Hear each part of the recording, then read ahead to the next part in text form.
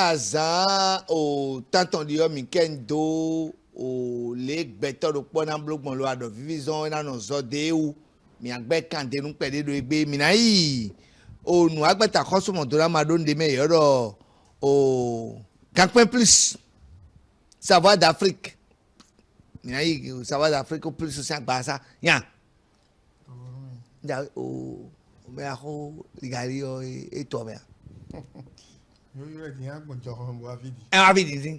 ça de dona na peito na yore oh mi khore do azan tantonde bomba don di mi le pekande nu pele bonu le mi ablogbon bonu ado vision diabete yo ni mande do mi yo mi lo ton premier meji ina chenu mi ta asiame e o indabe me la kwa asiame indabe ene hobby no tin wa chomo no inda ene e yo me yo me toro yo me imbe no sabobia ene o ye me danye don inda ko de budea mi na to gbere un toro mi to le bun do nu me no se a janvier lo le so yin nu do nu ndi le do mi ko le wa igbe o do azan tanton di yo mi kendo ado vivisi anzonji mi kendo diabete ji bo do tito me a e ko no gbon no a jije ndo better posin agbaza me o mi do ti me mi to me o e ran to po ado vivisi anzoni alo pa weji wede et de type 1 ou de type 2.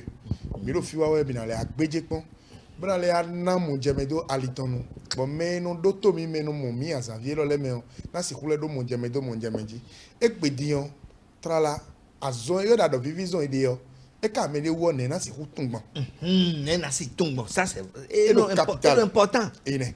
Mina ma mo jemedo akpapo weji. OK. Nous comptons mina kendo ado vivison. Nous comptons yero type 1 dit azone ado vivison ne omina tu pondo yok povu e matunu bona duaye yok povu miton le meja jonjo jana yin gbele di ovi miton sunu emeja sunu na uzugbe sunu glegbenle ewe nu mokoton le no yawo to yana tipo 1 on est tipo 1 on est me kakoledo vlavo torno bon famille tombe azone okodo kun tombe type 1 ne no level la force da ido tiwe ah et on du gouton ere donc wenu ekoro totu eno tu gan bo ado pe vi be ma ponu bo yon nu a azone gena ba jono we njame no se do menu nu vivi sukredi ha vivi din ye de level be o diabète o bo inu do ajefi zero o maru diome pasele wenu ya o bebe maru diome o malele wenu ya bebe maru diome medo monua o aha sense ale ya bebe nugbo ya ti ma ya tantan nugbo yi do nu mo jeme intro mi tole na tun me no mo mi ga sen le me na tun e die wenu e totu e non to alo famille to me azone ko yan zo bravo bon mede mando we ko jepon amayun ndubo yon nua gbidi me o mali me azone na sakwe do lanteme bona renu ble o tutu gbidi to wenenu onu totu ekodo no to ekodo aro family to me wede well dandan fie me biro nu dosin de well we no sa for ikudo dopo do na free record ko gbe nu mi won e ba kan tawo jaja kodu jiwe ha e o gbere gbidi adora tun wede do mi na mo razambidi mi do ho mi kendo mede tutume we ya gbaza tu tuntun eni owe na zombo wenu de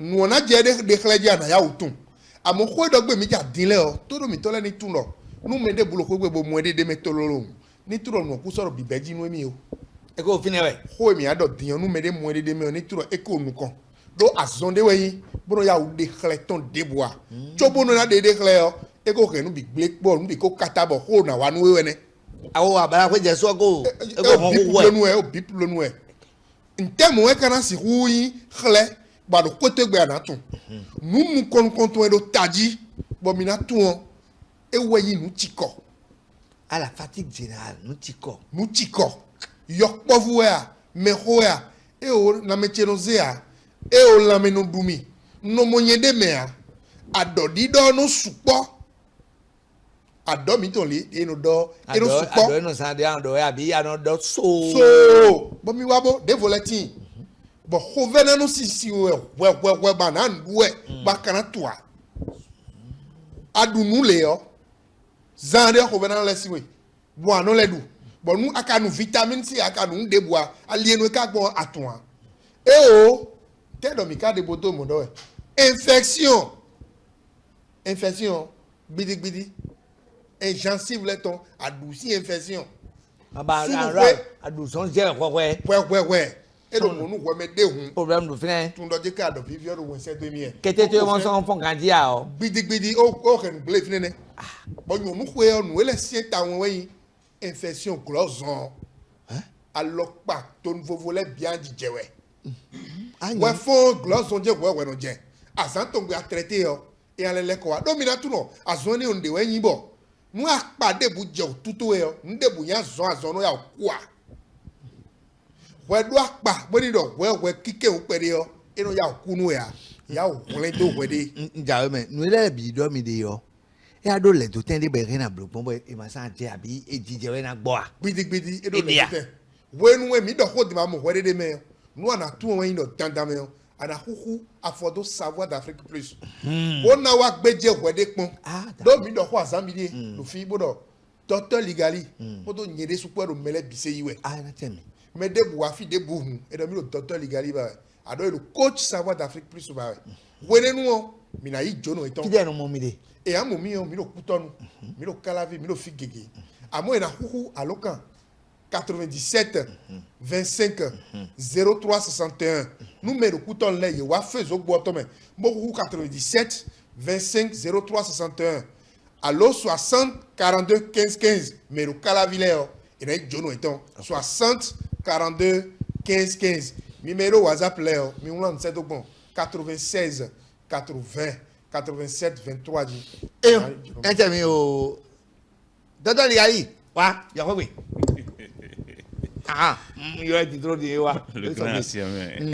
Alors, docteur Ligali, bonsoir. Oui, bonsoir. Vous n'étiez pas à mes côtés la dernière fois. J'ai senti votre vide derrière. Hein? J'étais sur d'autres fonds. J'ai senti votre vide. Avec de toute le, façon. avec, Et puis, avec le docteur Toquin. Voilà, vous étiez avec docteur Toquin. Voilà. Salut, on respecte l'homme. Hein? Voilà, on le salue. Voilà. On était en train de parler avec le coach, du diabète. Du diabète, oui. Le diabète, on nous a parlé de type 1, type 2. Il a déjà dit l'essentiel. Tellement. Mais oui, il faut ramasser ça. Il faut ramasser ça très rapidement. Voilà. On sait que le diabète, c'est essentiellement une maladie du foie et du pancréas. Tel qu'il l'a expliqué, il y en a de type 1 et de type 2. Donc, il a déjà tout expliqué.